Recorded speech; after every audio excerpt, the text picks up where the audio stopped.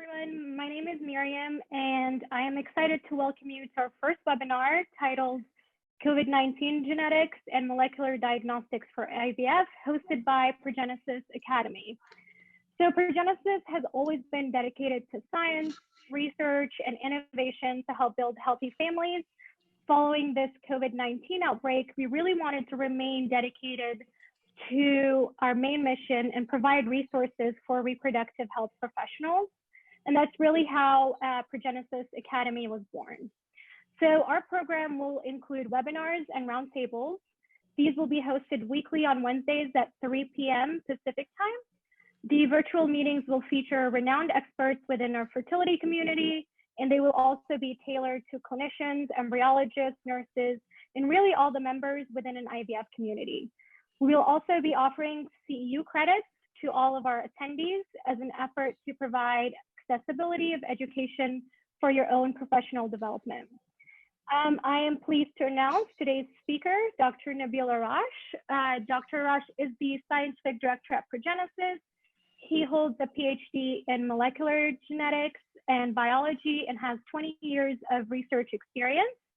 He's also been an integral part of kickstarting COVID IVF here at Progenesis, which is the COVID-19 test offered to fertility centers available to both patients and fertility staff.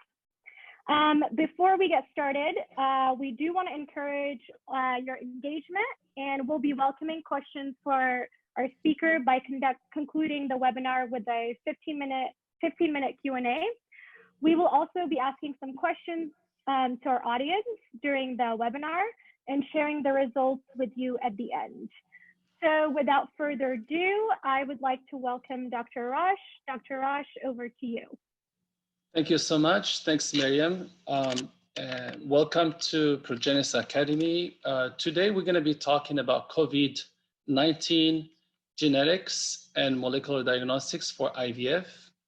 And so the purpose of this talk is really to open an opportunity for IVF professionals to learn more about COVID-19, learn the progression of the virus and the genetics of the virus and the mode of infection, as well as learning what therapeutic potentials are out there for COVID-19. On the other side, we're going to talk about how we can prevent or reduce the impacts of COVID-19 on our daily operation as professionals, and how we can mitigate the risk for patients as well. So COVID-19, as you all know, is a virus that that is a single RNA based, is a strand, is a positive sense single RNA genome. The size of the virus is only 26 to 32 kilobase, or thousands of bases. It's relatively big compared with other viruses that have created epidemics in the last few years. Coronavirus genera has a few types: alpha, beta, gamma, and theta. So the COVID-19 or or SARS-CoV-2 is in the beta coronavirus, and in the same category as the first SARS-CoV that was diagnosed or discovered earlier, and in the same category as the Middle East SARS version as well. So the identity between COVID-19 second version and the first version, which is SARS-CoV, is 88%. So although it seems not very high, it's actually very high consider the facts that viruses mutate very quickly. And so I think because of that mutation rate that is known in the virus, 88% is actually very high. If we compare SARS-CoV-2 with the MERS-CoV, which is the Middle Eastern version, that is 50% identity. So the first case of coronavirus was discovered in Wuhan, China, and then it progressed quickly throughout the world. Today, I think I checked yesterday, the number of cases that were diagnosed with coronavirus, and it was over 1.5 million, or around 1.5 million people, of which 82,000 died and 300,000 recovered.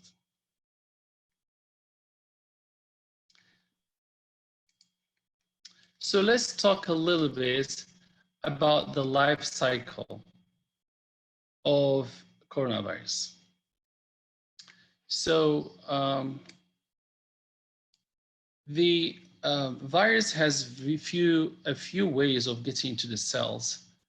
The infection of COVID-19 starts with adhesion and through the spikes. So the corona has little peaks around the envelope called spikes.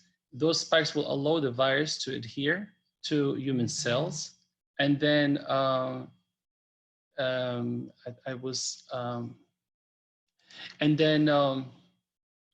when it's attached, it's going to be attached through a receptor called ACE2. That receptor recognizes the virus, and there is a spike-2 protein will enable the virus to penetrate and form a membrane around it, and then release the RNA inside the cell. So that RNA is going to go through a few steps of translation and then replication of RNA, and then and then translation into those into a small peptide that will form the virus cycle. I'm going to go into a more detail here to show you guys how that works. So unlike other viruses, coronavirus is very unique. It's unique in a sense that, typically in a virus, you have one single RNA that is transcribed, translated into a unique polypeptide, and that polypeptide is chopped into small proteins. COVID-19 works completely differently.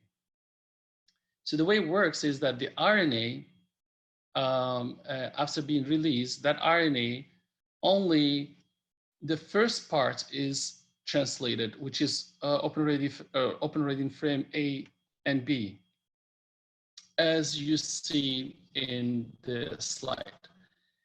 That will give us a peptide, and then that peptide will use the rest of the viral DNA to process it. So it does not get processed in one shot. It gets processed first. The first two open reading frame will give us a replicase enzyme, and then replicase enzyme will use the rest of the virus to make more peptides. And those peptides now, they're going to be used for different purposes.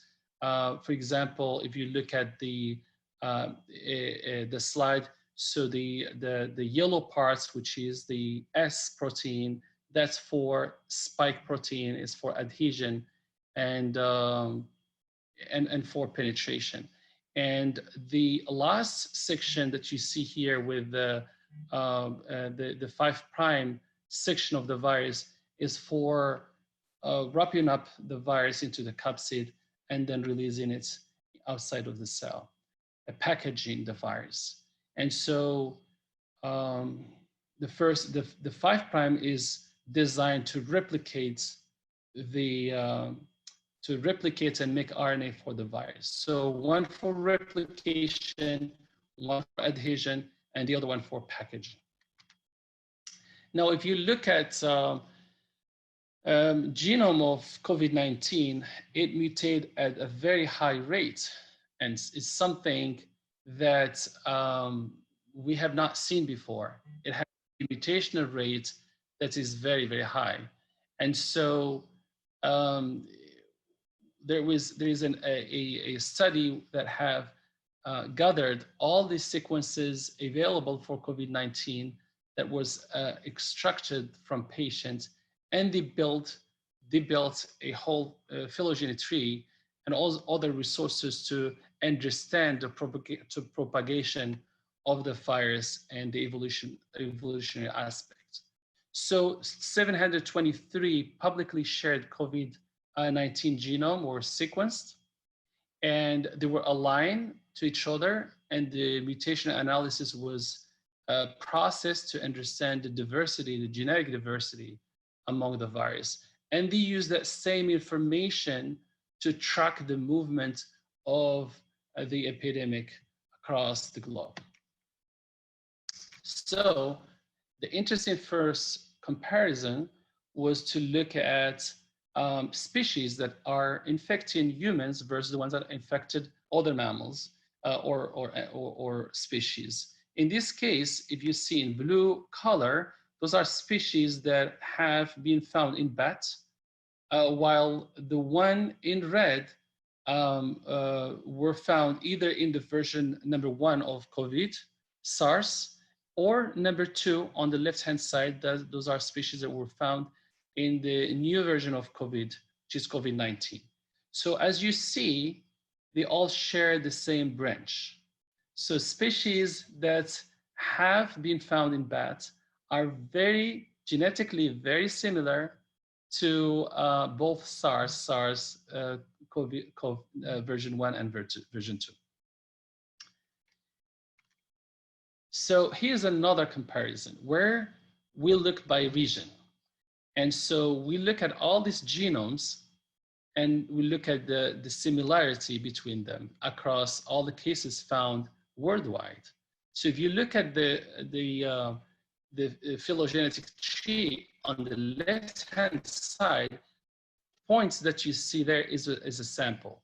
And that sample, it has a, some samples have a mutation, some of them don't, but you can see how these species, the species is evolved so quickly in a matter of months. So on the left-hand side, those are species that were detected or isolated in December 24th, and the last ones towards the end of March. And you can see, for example, they are grouped, and they are grouped by regions. The way they groups these types of viruses is based on their DNA sequence or RNA sequence. So for example, in the bottom side, in the yellow section, you can see those are mainly US cases. If you go on at the very top, you can also see some US cases combined or in the same branch or the same tree branch as other European samples. And what that means is that travel that happens between countries allows certain species to travel quickly from one point, let's say the US, all the way to Europe in a very short period of time. So that's why sometimes you see that those species cross in terms of their distribution of phylogeny. So in blue, light blue, you can see those ones that were found originally in Asia. So this is really a good way for us to not only understand the evolutionary aspects of COVID-19, but also see how quickly it's disseminating and track the movements of the virus worldwide. This is a very similar image where you can see that by country. So by country, you see each color represents a different type of corona. You can see here maybe 7 or 8 type of corona now that have been identified. And those spikes that you see at the bottom, those are mutations. So the first line, so that is the genome of coronavirus, starting from open reading frame A1, then in green, then AB, in red, then you have S, etc.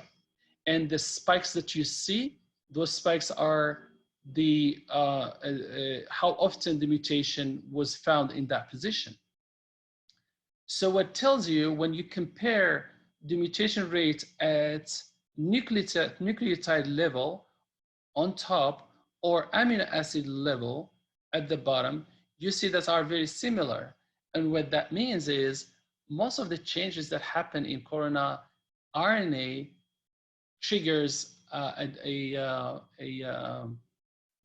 change in amino acid. They're all relevant. Most of them are relevant. It doesn't accumulate mutations that are irrelevant.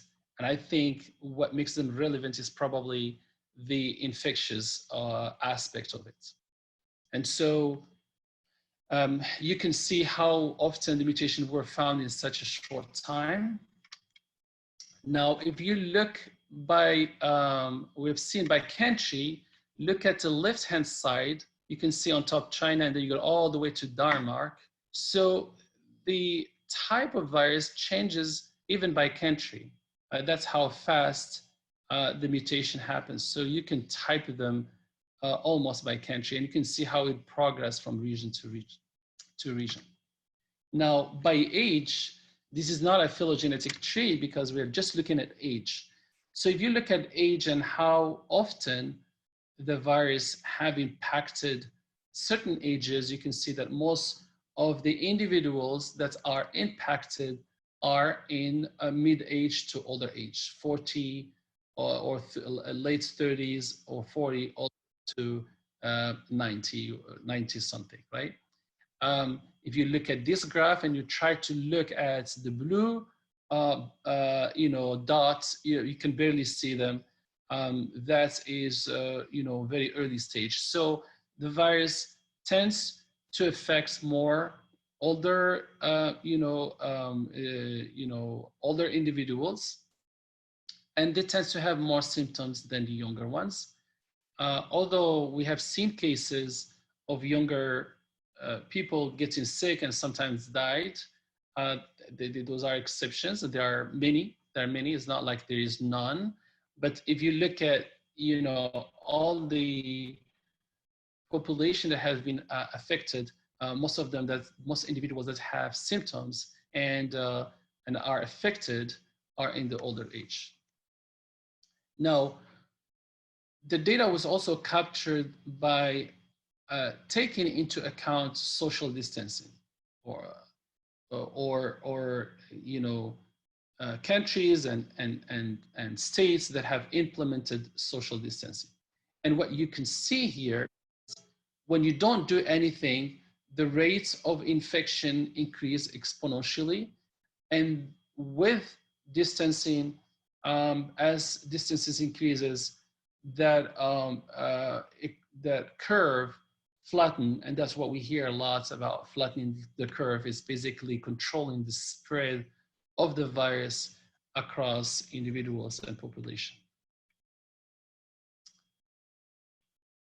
COVID-19 is known to cause a cytokine storm in people, in affected individuals. So if you look at their response, immune response, you will see all kinds of cytokine, interferon alpha, you will find a lot of cytokines and cytokines. And it's just known to have really a powerful trigger of immune response. Now, we know that when the immune response is too strong, it's actually bad for the individual. When we look at, what type of immunoglobulin are formed in response to the virus, the two main immunoglobulins that are found in individuals are IgG and IgM. Those are antibodies that are formed weeks after the infection. So for example, for those that IgM is known to be the first one to appear in blood or serum. So when you have someone affected with the virus, and IgM will appear a few weeks after the infection, and then it will tend to disappear after 12 weeks. IgG tends to stay in the blood for a long period of time. So if you want to know if someone is affected or has been affected, if that person is asymptomatic and you want to know, you test them for IgG and IgM. If they have high level of IgM, that means they're in just a phase of clearing the virus towards the end of the infection, or they have just cleared the virus. But if you don't see IgM and you see more of IgG, that means they have had infection before, whether they were asymptomatic or not, they have had infection and they have developed antibodies for it. Now, these antibodies that are found in patients have a huge value because you can use them, or there is a kind of plan to use those antibodies for other patients that need them. And we can talk about that when we reach the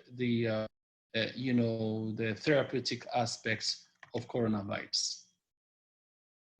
So is the diagnostic or diagnosis of COVID-19 optimal? So when we look at what is currently done as far as diagnosis, so you have the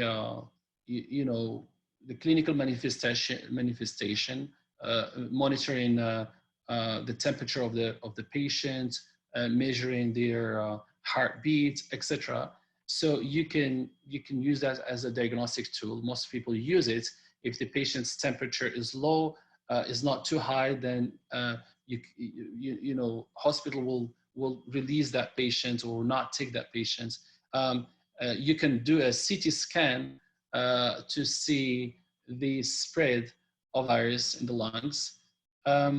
You could do a blood culture, and some labs have done that. And you can look at the DNA, the RNA.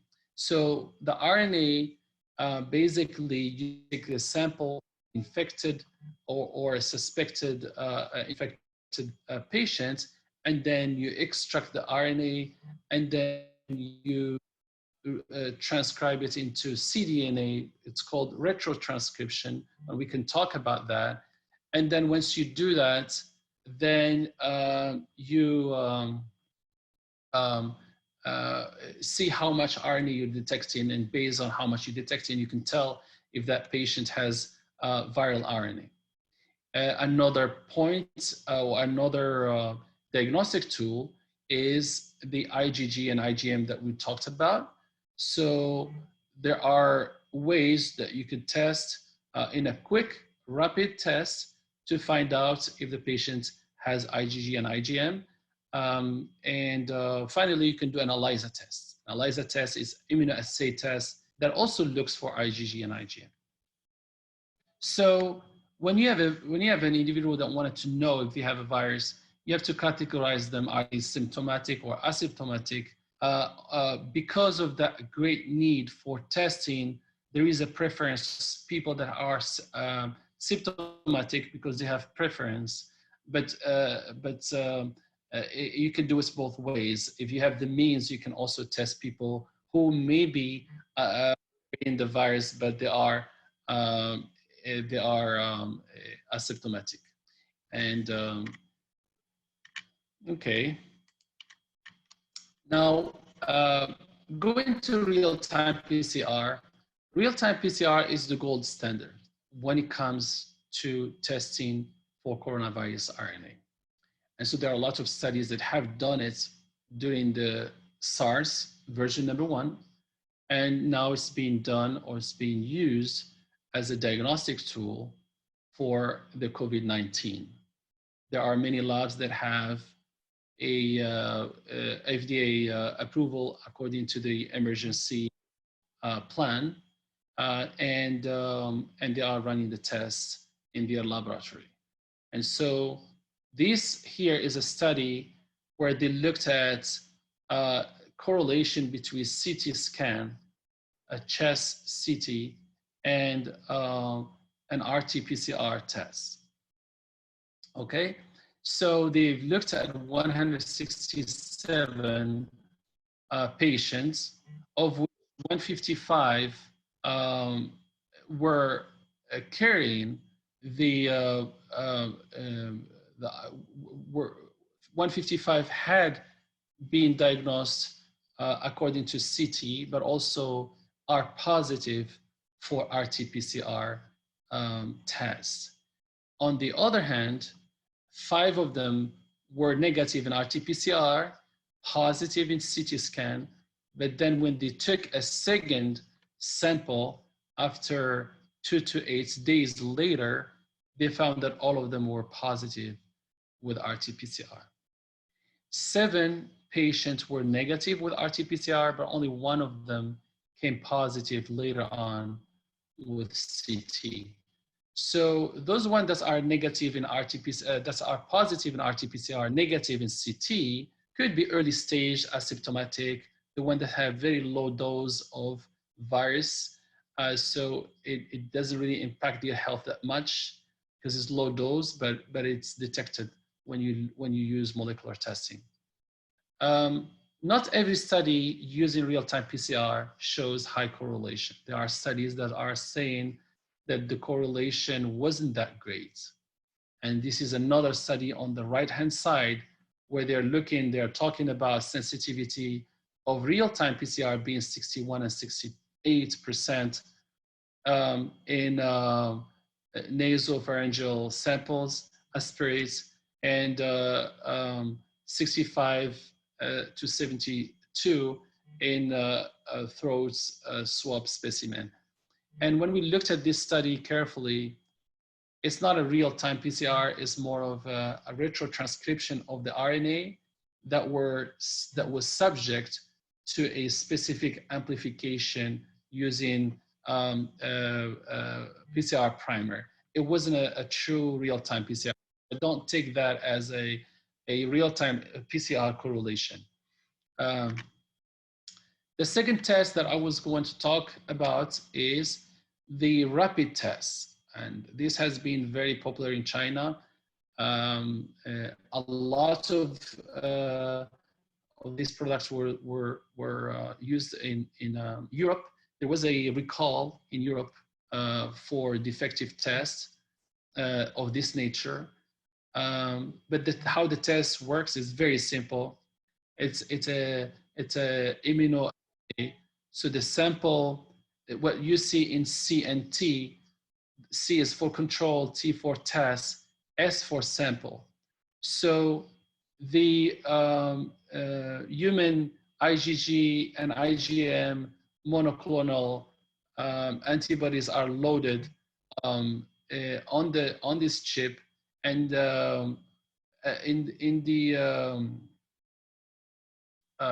on the chip, and then the antigen is loaded on the S. So basically, if you have someone who is positive for IgG or IgM, then there is a anti-antibody loaded on the chip, which is conjugated antibody. That conjugated antibody, when they meet IgM or IgG that is loaded in the sample, then that will produce a color change. So again, the conjugated antibody for IgG and IgM are loaded on this line that's called T. The control is loaded with a different antibody and conjugated antibody, and they're waiting for the antigen. And the antigen is loaded here in the S. And then when you load the serum will drag the antigen through the entire chip, but also it will drag the antibodies for IgG and IgM. So when the antigen, antibody, and conjugated antibody, all three form a sandwich, a color change will happen. And that's how you tell if one is positive or negative. So if someone is positive, the line on T will show a color. If it's negative, it won't show. ELISA tests use a very similar concepts. It's just a different matrix, a different, its own suspension, but it's very similar concepts, which is the use of antigen, antibody, and conjugated antibody. But this ELISA tends to be more sensitive. It's more of a laboratory grade. It's high quality. The other one is more of a home test, point of care, quick, and has its own limitation. Now, when you look at the studies that have used ELISA tests, and in here, I'm going to show you guys a little bit of, data. So, for example, in this study, they compared healthy individual on the left-hand side and individual that have pneumonia, and then they looked at IgG response. IgG response was higher on the affected individuals. The same thing for IgM, it was higher on the affected individuals. Okay, so basically what you see here is a proof of concept that has been shown that immunoassay can be used for detection of IgG and IgM in patients. The sensitivity was for IgG was 98, for IgM was 93, and sorry, that's the specificity, and the sensitivity in this case was 58 and 74. Now, what are current strategies used for the treatment of COVID-19? So COVID-19 can be treated in few different ways. The obvious one that everybody is doing right now is quarantine, self-isolation, social distancing. If the patient is affected, then they will go into intensive care and they will have oxygen therapy and using respirators, etc. Antibiotics are not meant to treat the virus because the virus is not effective. They're not effective in viruses, but they can monitor secondary infection. So that will enable a patient to avoid those additional bacterial infection. As far as drugs, we're going to talk about how the drugs are being used to interfere with the viral penetration through the receptors, and how certain drugs are targeting the virus itself. And we're going to talk about the vaccine as well. And then another therapy would be, in this case, the antibody therapy against the virus. And we can go through this in the next few slides. Now, here we're going to be talking about the drugs that are in process or in trial, in clinical trial. So you have remdesivir. This one is an adenosine analog. It does its function is to block the RNA synthesis. The chloroquine has been mentioned a few times in the last few days. It's a drug. It's actually just an agent that will raise the pH, intracellular pH in the organelles. And by doing that, it will freeze or slow down all these transcriptions and translation that happens in the virus. And so it's also, it is believed that also chloroquine will introduce a change in glycosylation of the receptor of the virus, allowing the virus not to enter using that same ECE2 receptor. And there are other drugs that are also in consideration, but the first two drugs are in clinical trial in 54 locations in the US. Now, when you look at the data on the right-hand side, and that data is basically testing hydroxychloroquine and in human cells. And the test was to see the impacts on the inhibition. How does the drug inhibit infection of cell lines? And you can see when you increase the dose of the drug, the infection, the inhibition is higher, meaning that the virus loses that ability to infect cells. So it has been proven in vitro. Now the question is, would this work in vivo? That was on the drug side. On the antibody and plasma therapy, we know that certain patients tend to get rid of the virus very quickly, more than others, or they tend to be asymptomatic. And some of them go through the painful infection process and produce antibodies. The question is, can we use those antibodies to treat other patients? Well, this has been tested. The concept is there. Also, there is a kind of the idea floating there is to produce those antibody recombinant human monoclonal anti-COVID-19, because they can be produced in other species, they can be produced in human cell line, and if you produce them, then you have an antibody that is likely to target the virus. Now, because the virus is so diverse, and we have looked at the very first slide that we were talking about, the virus mutates at very high rates. So if you want to make an antibody for those viruses, you really have to look at a combination of several type of viruses and make maybe a cocktail of antibody against all the epitopes of those viruses in order to have a more efficient therapy, antibody therapy. So we know that these monoclonal antibodies have worked in the past. If we look at the ones that have been tested in the first version of SARS-CoV, including CR3022, M396, and CR3014, they have been successfully tested in patients that had the first version of SARS a few years ago.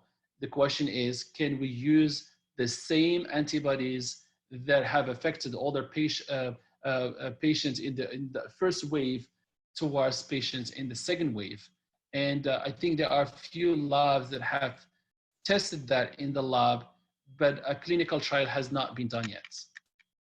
As far as vaccine, that's the last hope, in addition to all the other therapies. But with the vaccine, you have to use attenuated viruses or vectors, and you have to, it's a relatively a long process, and it could take up to a year or more to develop a vaccine. But that's, I'm sure, it's in ongoing process already.